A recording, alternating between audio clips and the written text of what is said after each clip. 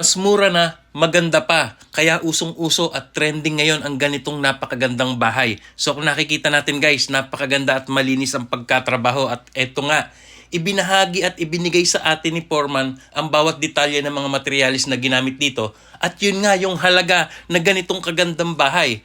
So guys, ito po ay 3 kwarto, 110 square meters, 3 bedrooms and 2 toilet and bath.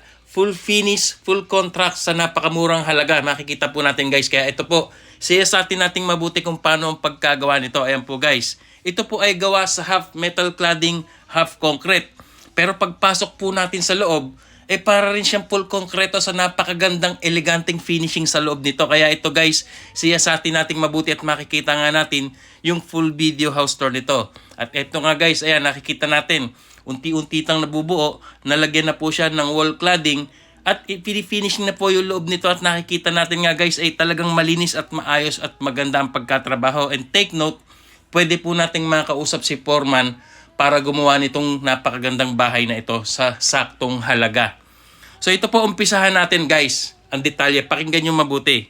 So ayon kay Foreman, ang sukat po nito ay 110 square meters kabuuan ng bahay with 3 bedrooms and 2 toilet and bath. Maaliwalas na sala, kitchen and dining area at terrace. At ito nga makikita natin by full video house tour na talaga nga namang mula pa lang sa labas ay napakaganda na at malinis ang pagkatrabaho. At pagpasok natin sa loob guys ay talagang mas napakaganda nito.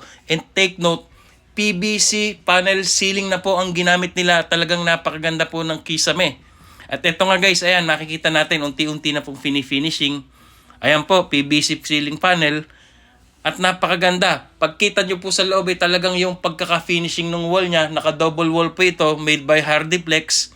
Ayan, at combination po ng PVC ceiling panel na cove ceiling design. At makikita natin guys, ayan, kung paano po sinistema ang pagkagawa nito at yung full video house tour na full finish, ay makikita natin na talaga nga namang napakaganda at worth it ang halaga ng kontrata ni Foreman dito. So guys, ayon po sa details ni Foreman, ito po ilista nyo. Ang mga hollow blocks pong ginamit dito sa laki ng bahay na ito ay umabot po ng 1,000 piraso.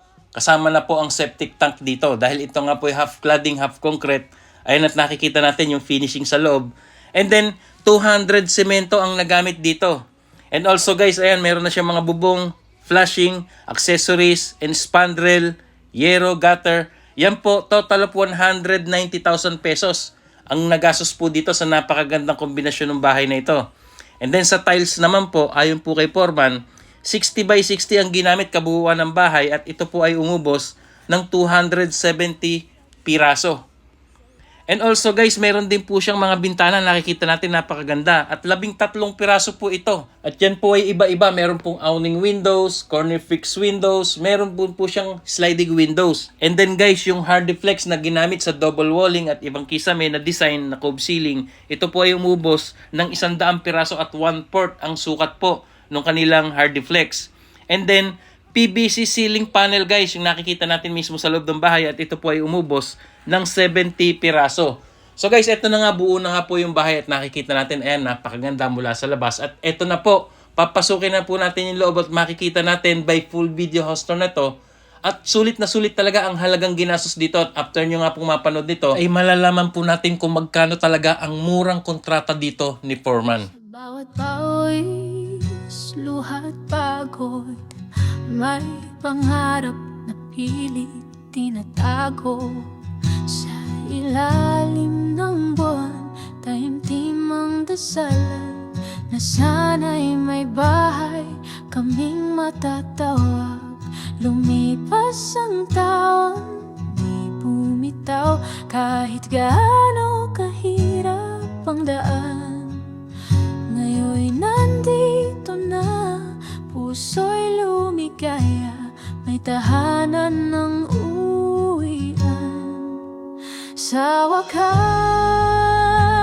tahanan na para sa aming mahal na pamilya.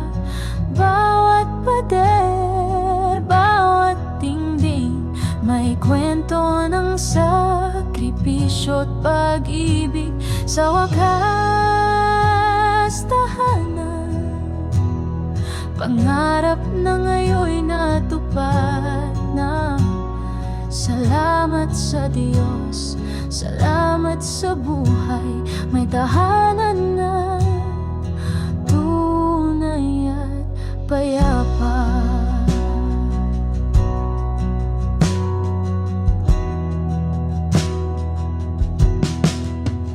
Munting sala, masayang tawanan, sa kusina'y amoy ng nilulutong pagmamahalan. Sa bintana, tanaw ang pangarap na dati malayo, ngayon'y nasa harap.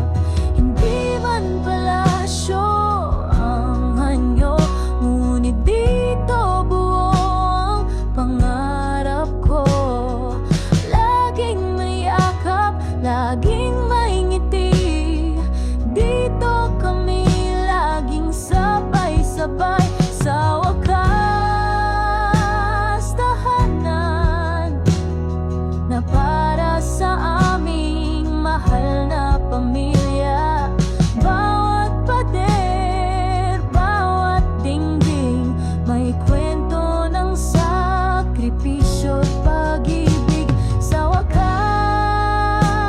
tahanan, pangarap na ngayon'y natupad na.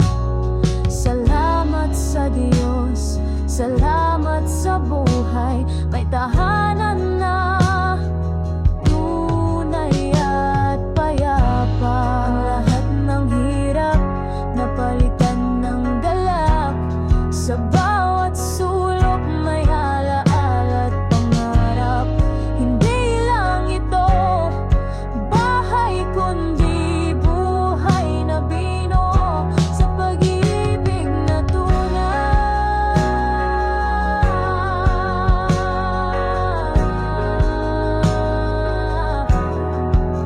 Sa wakas, tahanan. So guys, ayan nga po't natunghayan natin kung gaano kaganda mula sa labas hanggang sa pagpasok sa loob. Yung aliwalas na 110 square meters na 3 bedrooms and 2 toilet and bath. At ang kagandahan dito guys, para rin siyang full concrete house, although ito'y gawa sa half metal cladding, half concrete. At ang kagandahan pa dito guys, ay napakamura po ng kontrata ni Foreman. At ang tanong, magkano nga ito? So guys, ayon sa details ni Foreman, dito po sa nakitang video natin na ito, kabuuan, full finish, yan as in, na nakita natin na yan sa video na ito, yan po ang inabot ng kanyang kontrata dito. At ito, if ever na interesado kayo, ito po si Foreman Cano Diaz. Ito po guys, yan, located siya sa General Santos City. At ang halaga po nito, labor and materials, lahat-lahat, kabuuan, ito po ay nagkakahalaga ng 1.2 million pesos.